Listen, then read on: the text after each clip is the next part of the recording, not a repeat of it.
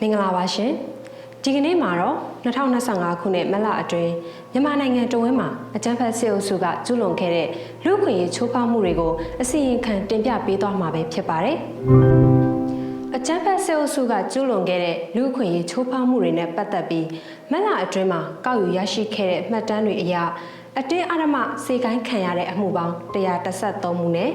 နေအိမ်နဲ့ကိုယ်ပိုင်ပစ္စည်းတွေကိုမိရှို့ဖျက်ဆီးတဲ့အမှုပေါင်း129မှုကိုတွေ့ရပြီးအခြားချိုးဖောက်မှု156မှုအပါအဝင်လူ့ခွင့်ရေးချိုးဖောက်မှုစုစုပေါင်း642မှုကိုရရဆက်ဆက်ကျူးလွန်ခဲ့တာကိုတွေ့ရပါတယ်။ဒီလူ့ခွင့်ရေးချိုးဖောက်မှုတွေကိုမန္တလေးတိုင်းမှာ123မှု၊စကိုင်းတိုင်းမှာ108မှု၊မကွေးတိုင်းမှာ109မှုနဲ့အခြားတိုင်းနဲ့ပြည်နယ်တွေမှာဖြစ်ပွားခဲ့တဲ့ချိုးဖောက်မှုတွေကိုမှတ်တမ်းတင်ရယူနိုင်ခဲ့ပါတယ်။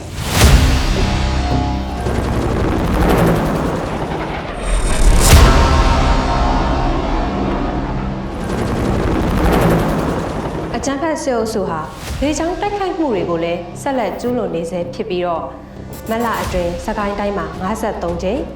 မန္တလေးတိုင်းကို43ကြိမ်အခြားတိုင်းနဲ့ပြည်များမှာတော့စုစုပေါင်း128ကြိမ်တိုက်ခိုက်ခဲ့တာဖြစ်ပါတယ်။ဒီလေကြောင်းတိုက်ခိုက်မှုကြောင့်တိုင်းနဲ့ပြည်အသီးသီးမှာစုစုပေါင်းလူနေအိမ်938လုံးစာတင်ကျောင်း9လုံးဘာသာရေးအဆောက်အုံ36ခုကျန်းမာရေးအဆောက်အုံ1ခုဆိုးရွားစွာပျက်စီးဆုံးရှုံးခဲ့ရပြီးတော့သေဆုံးသူစုစုပေါင်း202ဦးနဲ့ဒဏ်ရာရသူစုစုပေါင်း338ဦးထိရှိခဲ့ပါတယ်။ဒါအပြင်မလအတွင်းမှာအစုလိုက်အပြုံလိုက်တပ်ဖြတ်ခံခဲ့ရသူစုစုပေါင်း118ဦးရှိခဲ့ပါတယ်။အထူးဆိုးရတဲ့လူ့အခွင့်အရေးချိုးဖောက်မှုဖြစ်စဉ်တွေအနေနဲ့2025ခုနှစ်မလ4ရက်နေ့မှာမန္တလေးတိုင်းမြင်းကြံခရိုင်တောင်သာမြို့နယ်နတ်ဆောင်ကျေးရွာကိုတိုက်ပွဲဖြစ်ပွားတာမရှိဘဲအကြမ်းဖက်စစ်အုပ်စုက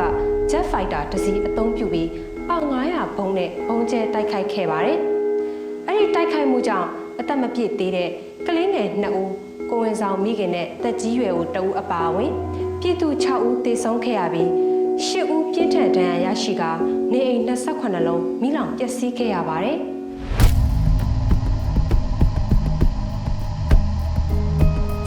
2025ခုနှစ်မတ်လ16ရက်နေ့ညနေ9:00နာရီခွဲအချိန်မှာရှမ်းပြည်နယ်မြောက်ပိုင်းနောင်ချိုမြို့စိန်ရတနာပရိယတ်တီစာတင်တိုက်ကိုအကြမ်းဖက်စစ်အုပ်စုကလေကြောင်းတိုက်ခိုက်မှုပြုလုပ်ခဲ့ပါတယ်။အဲ့ဒီတိုက်ခိုက်မှုကြောင့်တန်ဃာတော်2ပါးအသက်18နှစ်အောက်ကိုရင်5ပါးအရက်သားပြည်သူအမျိုးသား2ဦးနဲ့အမျိုးသမီး2ဦးစုစုပေါင်း10ဦးအသက်ဆုံးရှုံးခဲ့ရပြီးထိခိုက်ဒဏ်ရာရသူအများအပြားရှိခဲ့ပါတယ်။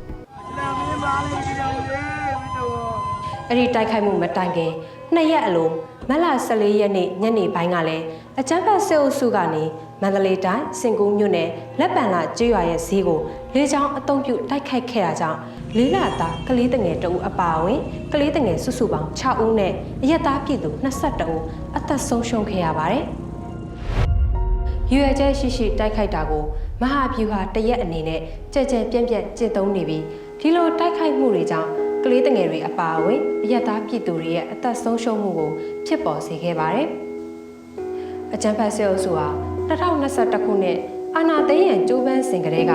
ယခု2025ခုနှစ်အထိအရက်သားပြည်သူတွေကိုတေကျေပျက်စီးစေလိုတဲ့ရည်ရွယ်ချက်နဲ့အဓိကပြစ်မှတ်ထားတိုက်ခိုက်နေစေပဲဖြစ်ပါတယ်။ဒါဟာနိုင်ငံတကာစစ်ပွဲဆိုင်ရာရာဇဝတ်မှုတွေအပါအဝင်နိုင်ငံတကာလူသားချင်းစာနာမှုဥပဒေတွေကိုပေါ်ပေါ်တင်တင်ချိုးဖောက်ပြီးရာဇဝတ်မှုတွေကိုဆက်လက်ကျူးလွန်နေတာပဲဖြစ်ပါတယ်။ဒါအပြင်